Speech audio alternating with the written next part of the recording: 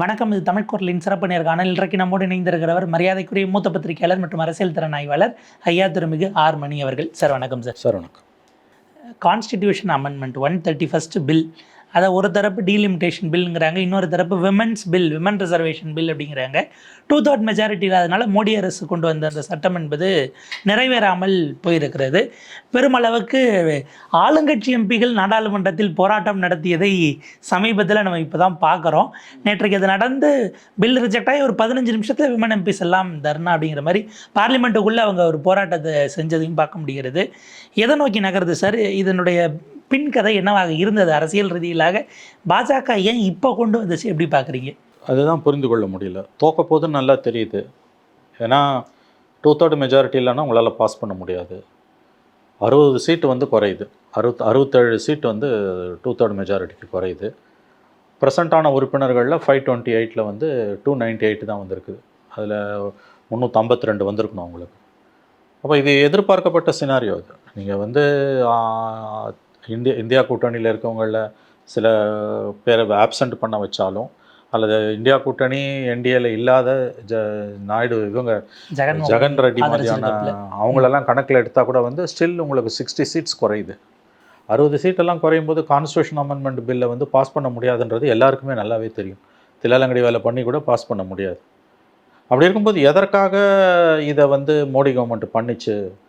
Why they have done it? அதுவும் இன்றைக்கி 2 மாநில தேர்தல்கள் நடந்து கொண்டிருக்க குரூஷியல் ஸ்டேட்ஸ் தமிழ்நாடு பெங்கால் நடந்துகிட்டு இருக்கும்போது அதை இவர்கள் வந்து ரொம்ப சாதுரியமாக வந்து தங்களுக்கு சாதகமாக பயன்படுத்தி கொள்வார்கள் என்ற புரிதல் இருந்தும் மோடி கவர்மெண்ட் ஏன் வந்து இந்த அட்டம்ப்ட் பண்ணாங்க? இப்போ ஸ்டாலின் வந்து அதை எப்படி பயன்படுத்திக்கிட்டாருன்றது நம்ம பார்க்குறோம். மம்தா பானர்ஜியை விட ஸ்டாலின் ரொம்ப தீர்க்கமாக அதை பயன்படுத்திக்கிட்டார். சாதுரியமாக தந்திரமாக பயன்படுத்திக்கிட்டார். கருப்பு கொடி ஏற்றுனது, கொளுத்துனது, ஜெயிச்சோடனே வெள்ளை சட்டை போட்டு வந்து பட்டாசு கொளுத்துனது, இதெல்லாம் வந்து அரசியல் ரீதியாக அவர் பயன்படுத்திக்கிட்டார். இது திமுக கூட்டணிக்கு தமிழ்நாட்டில் அட்லீஸ்ட் 1% ஓட்டையாவது கூட்டியிருக்கும். ஏற்கனவே பலவீனமாக பின்னடைவை சந்தித்து கொண்டிருக்கக்கூடிய என்டிஏ தமிழ்நாட்டில் திமுகவுக்கு எதுக்கு வந்து கூடுதல் வாய்ப்புகளை கொடுத்தது என்பது புரிந்து கொள்ள முடியாத புதிராக இருக்கிறது. இதை தான் அவங்க நோக்கம். இந்த கர்மத்தை பண்ணி தொலைக்கிறனா 29 எலெக்ஷன் முடிஞ்சு 30 பண்ணியிருக்கலாம். அல்லது மே முதல் வாரத்தில் வந்து நீங்கள் எலெக்ஷன் 29 முடிஞ்ச உடனே நீங்கள் வந்து பார்லிமெண்ட் ஸ்பெஷல் செஷனை கூட்டியிருக்கலாம். ஏன் இதை பண்ணுறீங்க? தோக்க போகுதுன்னு தெரிஞ்சும், அதான் ஒன்று தோக்க போகுதுன்னு தெரிஞ்சும் கொண்டு வந்தேன். ரெண்டாவது, இதை வந்து எதிர்கட்சிகள் குறிப்பாக திமுக தங்களுக்கு சாதகமாக பயன்படுத்திப்பாங்க அப்படின்றது தெரிஞ்சும் ஏன் பண்ணாங்க? தலையில் ஏன் மண்ணை அள்ளி போட்டுக்குச்சு என்டிஏன்னு புரியல. இப்போ பெங்காலில் கூட பார்த்தீங்கன்னா இன்ட்ரெஸ்டிங்லி வந்து 7 எம்பிஸ் வந்து ஆப்ஸ்டன் ஆகியிருக்காங்க. அது ரொம்ப ஆச்சரியமாக இருக்குது. அப்போ மம்தா பானர்ஜியோட நோக்கம் என்ன? அவங்க கட்சியில் இருக்க எம்பிஸ்க்கு வந்து ஃப்ரீ ஹேண்டு கொடுத்துட்டாங்களா? ஏன்னா இதில் அவங்க தொகுதியும் அடி வாங்க போகுது. ஏன்னா அபிஷேக் பானர்ஜி எனக்கு புரியுது, அவர் ஃபுல்லாக ட்ராவலில் இருக்கார். பார்ட்டியோ இல்லை மம்தா பானர்ஜியோ ஸ்டாலின் அது நாள் முழுக்க அதுக்கு ரியாக்ட் பண்ணார். பில்லு தோக்கடிக்கப்பட்ட பிறகு ரெஸ்பாண்ட் பண்ணார்ல. Mamata was too late. அவங்க கேம்பெயின் ரிலேட்டட் ஒர்க்ஸ் தான் சோஷியல் மீடியாவில் போஸ்ட் பண்ணாங்களே தவிர ரியாக்ட் பண்ணது கூட எப்படி வேணால் பண்ணிட்டோம். 7 எம்பிஸ், மம்தா பானர்ஜியோட 7 எம்பிஸ் எப்படி வந்து அவங்க வந்து அப்ஸ்டெயின் ஆக முடியும்? இது புரிந்து கொள்ள முடியாத புதிராக இருக்குது. ஏன்னா அதில் நிறைய பெண் எம்பிக்களும் இருக்காங்க அதில் அவங்கக்கிட்ட. ஸோ எப்படி அவங்க மம்தா பானர்ஜியோட கட்சியிலேருந்து 7 எம்பிஸ், ஒருத்தர் 2 பேரில் 7 எம்பிஸ் வந்து எப்படி பாய்காட் பண்ணாங்க, அப்ஸ்டைன் ஆனாங்கன்னு புரிஞ்சுக்கல. வரவே இல்லையாங்கிறதும் தெரியல. சபைக்கு வரலைங்க. 7 பேர் சபைக்கு வரல. ஒருத்தருக்கு 2 பேருக்கு உடம்பு சரியில்லை. 7 பேருக்குமே உடம்பு சரியில்லாமல் இருக்கும். ஆகவே இது அப்போ ஏதோ ஒரு கால்குலேஷனில் மோடி கவர்மெண்ட் பண்ணியிருக்குது, நம்ம கொண்டு வந்துடலான்னு. அது பேக் ஃபேர் ஆகிட்டுருக்கா இன்னும் தெரியல. எப்படி பார்த்தாலும் 67 எம்பிஸ் எல்லாம் நீங்கள் வேலைக்கு வாங்க முடியாது, அப்ஸ்டெயின் பண்ண முடியாது. தோக்க போகிறது உறுதி. 2/3 ஸ்ட்ரென்த்தில் 1/4 25% நீங்கள் வாங்கியிருக்கணும். 2/3 உங்களுக்கு ப்ரெசென்ட் மெம்பர்ஸில் 2/3 இல்லைன்னா டிஃபீட்னு தெரியும். எப்படி இருந்தாலும் உங்களுக்கு 2/3 மஸ்டர் பண்ண முடியாது. ஃபுல் ஃப்ளோவில் ஃபுல் ஸ்ட்ரென்த் இருந்தால் கூட 360 வேணும். இருந்த 528 உங்களுக்கு 352 வேணும். 298 தான் வந்திருக்கு. எப்படி உங்களால் வந்து இப்போ இதை ஏன் ப்ரோக்னாசிஸ் பண்ண முடியாது? இந்த 12 வருஷத்தில் மோடி கவர்மெண்ட் வந்த பிறகு தோக்கர் போகிற முதல் பில் இது. This is the first bill, this is the first time a constitution amendment bill brought by the ruling party Modi government was defeated. இது நடந்ததே இல்லை. இத்தகைய அரசியலை மோடி பண்ணதில்லை. ஜெயிக்கணும், அது ஒன்று தான் எய்ம். நத்திங் சக்சீஸ் லைக் சக்ஸஸ்ன்றது தான். ஸோ நேற்று முந்தா நாள் வரைக்கும் பேசினவங்க, தொலைக்காட்சி வாதங்களில் பேசினவங்க, பொதுவெளியில் பேசினவங்களாம் மோடி எப்படியாவது மந்திர வித்தை பண்ணிவிடுவார், 2/3 மெஜாரிட்டியை கொண்டு வந்துடுவார், பாதி பேர் அன்றைக்கி ஹவுஸில் இருக்க மாட்டாங்க அதாவது அப்போசிஷன் ரேங்க்ஸில் வந்து they will create a division, அன்றைக்கி சபைக்கு வராமல் பண்ணிவிடுவாங்கன்னா கதை அளந்தாங்க. But it was right royally defeated. It's an egg on the face of the government. முகத்தில் கரி அள்ளி பூசிட்டு இருக்கும் Modi government is having egg on its face. இந்த காரியத்தை மோடி செய்ய மாட்டார். கடந்த காலங்களில் அவர் இப்படி செஞ்சதே இல்லை. அவருடைய அந்த இமேஜ், அந்த போஸ்டரிங்க்கு, அந்த பெடிகிரிக்கு மோடியோட டிஎன்ஏல இருக்க விஷயங்களை வச்சு பார்த்தீங்கன்னா, Modi is not a leader to go and hug a defeat voluntarily. ரெண்டாவது, இந்த midst of elections, high stake elections இருக்குது தமிழ்நாட்டிலையும் பெங்கால்லையும். நீங்கள் தோத்தா கூட உங்களுக்கு வந்து ஹை ஸ்டேக்ஸ் இருக்குது. அதில் ஏன் வந்து அப்போ அந்த ரிஸ்க் எடுத்தீங்க? அதான் அங்கே நிறைய there are many gaps இந்த ஹோல் பிஸ்னஸ். இதை புரிஞ்சிக்கவே முடியல. எதற்காக நீங்கள் இதை பண்ணீங்க? இது எண்ட் ரிசல்ட் என்ன? சரி, இப்போ இவங்கெல்லாம் பெண்களுக்கு எதிரானவங்கள்னு போய் கேம்பெயின் பண்ண போகிறீங்களா? அந்த கேம்பெயின்லாம் எடுபடாது, அதெல்லாம் எடுபடாது. அவங்க தானே விமன் ரிசர்வேஷனை யாருமே எதிர்க்கல, டீலிமிட்டேஷனை தானே எதிர்க்கிறோன்றாங்க. நீ டீலிமிட்டேஷனுக்கு பின்னால் ஒளிஞ்சுக்குன்னு எதுக்கு வந்து விமன் ரிசர்வேஷனை கொண்டு வர? விமன் ரிசர்வேஷனுக்கு பின்னால் ஒளிஞ்சுக்குன்னு எதுக்கு டீலிமிட்டேஷனை கொண்டு வர? கன்சென்சஸ் ப்ராசஸும் இல்லை. சரி, நத்திங் சக்சீஸ் லைக் சக்ஸஸ். கெட்டது செய்கிறதுக்கும் ஒரு துப்பு வேணும், தைரியம் வேணும். அது இருந்தது கடந்த காலங்களில். டீலிமிட்டேஷன், டிமானிட்டைசேஷன் ஆகட்டும், இப்போ லாக்டவுன் ஆகட்டும், ஜிஎஸ்டி ஆகட்டும், எல்லாத்துலேயும் பண்ண முடிஞ்சுது. பட் இது மோடியோட இயல்புக்கே பொருந்தாத விஷயம். அங்கே தான் லாஜிக்கே இடிக்குது, புரிஞ்சிக்க முடியல.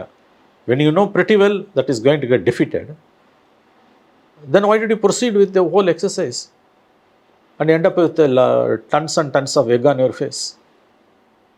அந்த இடத்துல புரிஞ்சிக்கவே முடியல. இதில் அவங்க ஒரு சபை இது பண்ணி மற்ற 2 பில்ஸை வித்ட்ரா பண்ணிடுறாங்க. 15 மினிட்ஸ்க்குள்ளே பிளக்கார்ட்ஸோட விமன் எம்பிஸ் ப்ரொடெஸ்ட் அது எதிர்பார்த்துருக்காங்க. அது எனக்கு ஒன்றும் ஆச்சரியம் இல்லை. காலையில் டைம்ஸ் ஆஃப் இந்தியாவில் போட்டான் நேற்று காலையில் பேப்பரில், bill is likely to be defeated. அப்போ உங்களுக்கு இப்போ எல்லாமே கொரியோகிராஃப்டு. நான் சொல்கிறது வந்து இது என்ன, இது what is this? What is the purpose? Ultimate purpose. If the purpose is not passing the bill, then it should have other street political gains.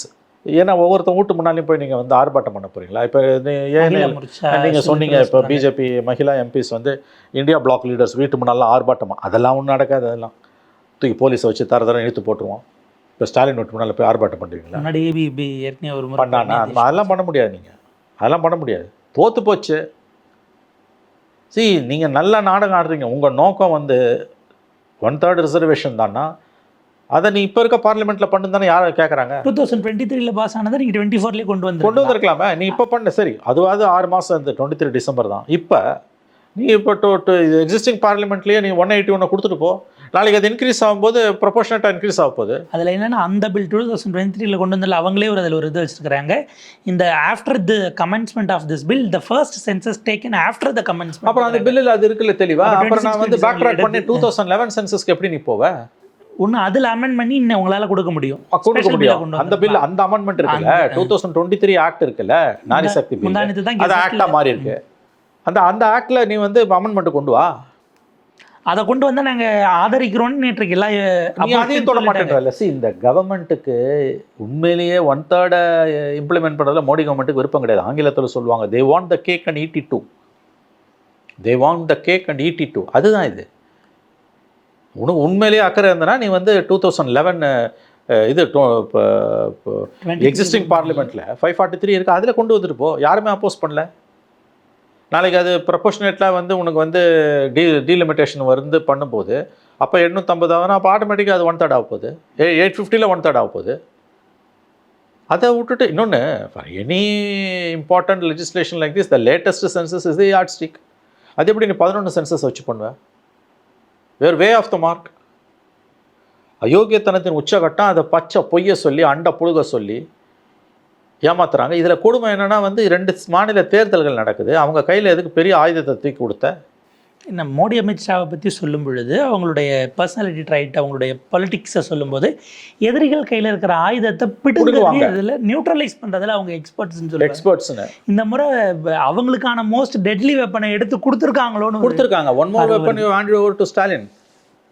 ஓரளவு பின்னடைவை சந்திச்சுட்டு இருந்த திமுக கூட்டணி இன்னைக்கு இந்த இஷ்யூவால் வந்து நிமிர்ந்து நின்றுடுச்சு. இந்த 3 நாள் கம்ப்ளீட் 3 நாளாக it was Stalin's day. It was Stalin's politics. It's going to be Stalin's election.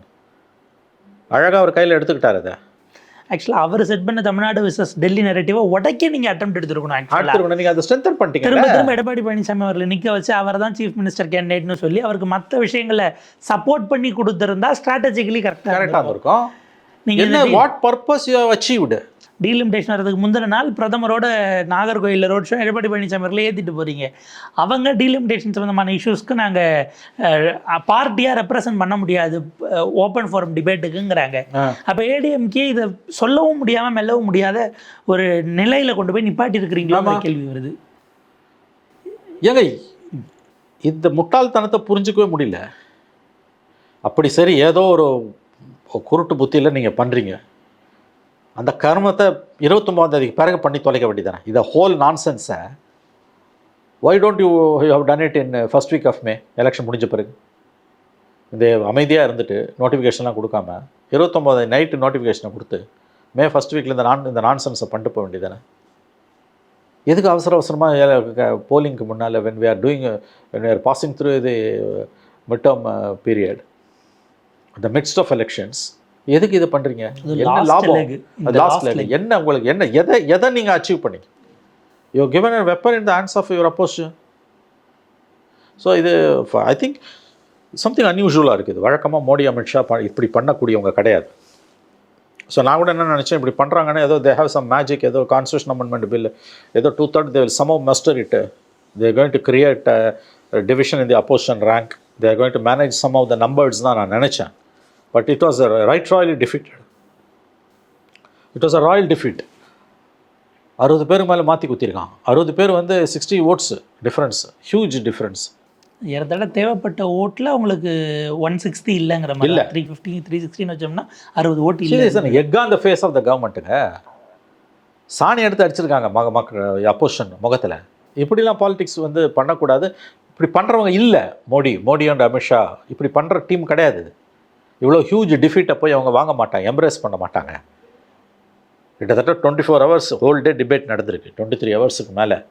எந்த நம்பிக்கையில் நீ போன? நான் கேட்குறேன். You're going to get defeated. இல்லை நாங்கள் politically you're going to reverse the tables. எங்களுக்கு பார்லிமெண்ட்டில் டிஃபீட் ஆனாலும் பரவாயில்ல, let it be defeated in parliament. We are turning it politically. தெருவா போய் நாங்கள் இப்போ எங்கே பேசுவேன்? தமிழ்நாட்டில் உனக்கு ஏது ஸ்ட்ரென்த்து? எங்கே உன்னோட பார்ட்டி இன்ஃப்ராஸ்ட்ரக்சர்? மக்கள் இதை எந்த அளவுக்கு புரிஞ்சுப்பாங்க? மக்கள் இது எந்த அளவுக்கு வந்து நீங்கள் போனீங்கன்னா உங்களுக்கு கை கொடுப்பாங்க? ஏன்னா உங்களுக்கு பிஜேபி எது பண்ணாலும் தமிழ்நாட்டில் பிடிக்காது. பிஜேபி எது பண்ணாலும் மக்களுக்கு பிஜேபியை பிடிக்காது. அதில் ஸ்டாலின் வந்து ஒரு சக்ஸஸ்ஃபுல் கேம்பெயினில் ரன் பண்ணிகிட்டு இருக்காரு. நீங்கள் சொல்கிறது எதுவுமே எடுப்படாது. அப்படி இருக்கும்போது நீங்கள் ஒரு பெரிய ஒரு தப்புன்னா ஒரு செய்யக்கூடாத தேவையற்ற ஒரு காரியத்தை பண்ணிவிட்டு அதில் ஜெயிக்கிறதுக்கும் துப்பு இல்லை உங்களுக்கு. நத்திங் சக்ஸஸ் லைக் சக்ஸஸ்னும் அதையும் செய்ய முடியல. கெட்டதை செய்கிறதுக்கும் ஒரு சாமர்த்தியம் வேணும், அந்த சாமர்த்தியமும் இல்லை. அப்போ எதுக்கு உனக்கு உன் நோக்கமும் நேரம்? சரி, நீ ஜெயிச்சா கூட நீயே ஜெயிச்சு தொலைச்சிட்டு போனான்னு ஓகே, ஒரு பெருந்தன்மையாக விட்டு போகிறான்னு வச்சுக்கோங்க. 1000 தப்பு பண்ணாலும் அவனா ஜெயிச்சு தொலைச்சான் யான்?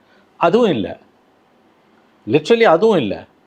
அப்போ எதுக்கு, எந்த டேஷுக்கு இந்த ஸ்பெஷல் செஷனு, எந்த டேஷுக்கு இந்த attempt? And given Modi's pedigree, Modi government's pedigree of the past 12 years, இப்படிலாம் அவங்க பண்ணதே இல்லை. This the first time Modi bill brought in by Modi government was defeated. தோக்கடிக்கப்படுதுன்னா கொண்டு வர மாட்டாங்க அவங்க. It will be on record for history. For history. அப்படி அதாவது தோக்க போகுதுன்னு தெரிஞ்சதுன்னா ஒரு அட்டம்ப்டே அவங்க பண்ண மாட்டாங்க. தென் why are they doing it? உனக்கு 2/3 வேணுன்றது கண்டிப்பாக தெரியுது. And opposition going to help pent upon resisting it. அப்போ நீ எப்படி, எந்த தைரியத்தில் வந்த? எப்படி குட்டிக்கரணம் போட்டு பார்த்தாலும் உனக்கு 40 சீட்டு குறையாமல் அடி வாங்கும் ஒரு 2/3 மெஜாரிட்டிக்கு. சரி, டிஎம்சியோட 7 MPஸோட அப்சன்ஷன்லாம் பார்க்கும்போது ஏதோ விளையாடி இருக்காங்க இவங்க. Something has happened. இல்லாட்டி இந்த குரூஷியல் பில்லில் வந்து 7 பேர் எப்படி வந்து அப்சென்ட் ஆவாங்க? Mamata should suspend all her 7 MPs. She should ask for explanation. எப்படி அவன் அப்சென்ட் ஆவான் 7 பேர்? அதில் என்னன்னா அபிஷேக் பானர்ஜி மட்டும் அவங்க கேட்க மாட்டாங்க மேபி, பட் மற்றவங்க 7 MPs எப்படிங்க அப்சென்ட் ஆனா? லோக்சபா MPs எப்படி அப்சென்ட் ஆனா?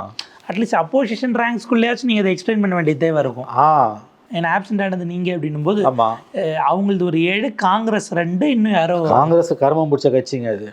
அதில் என்ன வேணால் நடக்கும். காங்கிரஸ் பிரைம் மினிஸ்டருக்கு எதிராகவே நோ கான்ஃபிடன்ஸ் கொண்டு வந்து அதுலேயும் 2 பேர் அப்சென்ட் ஆகும். அது அந்த மாதிரியான கட்சி. அது ரூலிங் பார்ட்டிக்கு என்ன, டிஎம்சிக்கு என்ன கேடு வந்தது? எஸ்பெஷலி நீங்கள் சிஇசி மேலே கொண்டு வரணும்னு நினச்ச மோஷனுக்கு எல்லாரும் சேர்ந்து சப்போர்ட் பண்ணியிருக்கிற சூழ்நிலை திஸ் இஸ் அகைன்ஸ்ட் கவர்மெண்ட். நாளைக்கு உங்களுக்கும் இதனால் இம்பேக்ட் இருக்கும் அப்படிங்கிறாங்க. இந்த 42 இன்னைக்கு நீங்கள் 3rd லார்ஜஸ்ட் ஸ்டேட்டாக இருந்தாலும் 2011 சென்சஸோ இல்லை அடுத்து வைக்கிறது வச்சு அது குறையுங்கிறது அப்படி தானே நிற்கிது. ஆமாம். அப்போ எப்படி நீங்கள் பெங்காலுக்காக நீங்கள் பெங்கால் ப்ரைடுக்காக நிற்கிறவங்கன்னா நீங்களே முன்னாடி வந்து நின்றுக்கணும்.